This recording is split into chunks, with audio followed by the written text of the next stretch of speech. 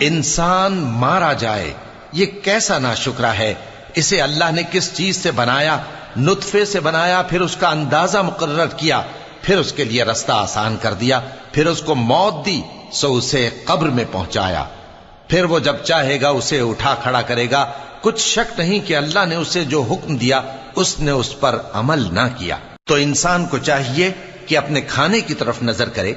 بے شک ہم ہی نے پانی برسایا، پھر ہم ہی نے زمین کو اچھی طرح پھاڑا، پھر ہم ہی نے اس میں اناج اگایا اور انگور اور ترکاری اور زیتون اور کھجوریں اور گھنے گھنے باغ اور میوے اور چارہ، یہ سب کچھ تمہارے اور تمہارے مویشیوں کے لیے بنایا۔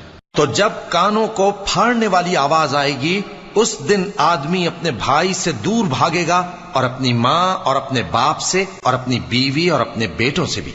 ہر شخص اس روز ایک فکر میں ہوگا جو اسے سب سے بے نیاز